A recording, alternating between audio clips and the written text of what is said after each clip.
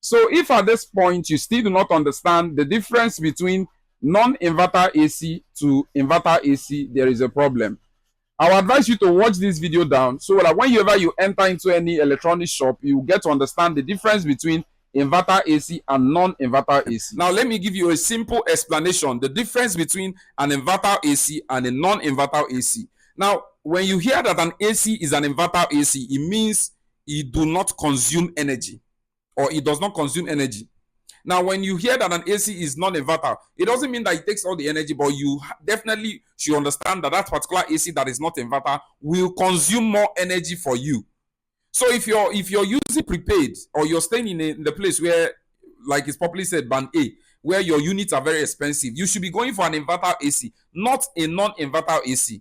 Except you're not depending on NEPA. Even when you're depending on NEPA to, or you're depending on PAGD, or whatever thing you're depending on that gives you light, when you have an inverter AC in your home, the energy consumption is reduced to a very reasonable extent. Now, let me give you an example of what I mean.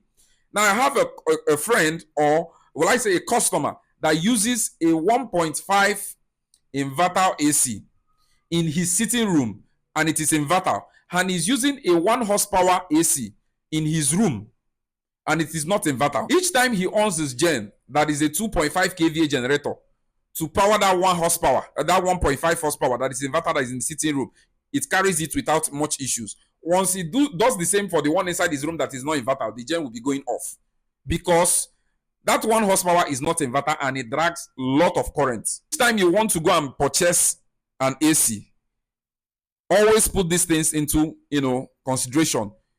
What is giving you light? If you're staying in an area where it is band A, obviously you consume light, go for an inverter AC. If you know that you're using generator, still go for an inverter AC. It will help your generator. Know also that you're using solar, still go for inverter. Inverter saves a lot of energy for you. That is why it is being built, so you do not consume a lot of energy. It's just like saying smart TV and non-smart TV. Now, if you look at TVs that are non-smart, it's as if it's going off the market. Like for Hisense, for example, Hisense do no longer produce 50 inches that are non-smart. Their non-smart stops at 43.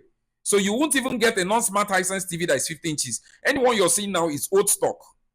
So you get to understand that if you're buying AC, buy something, or if you're buying any appliances, buy something that will be useful to you.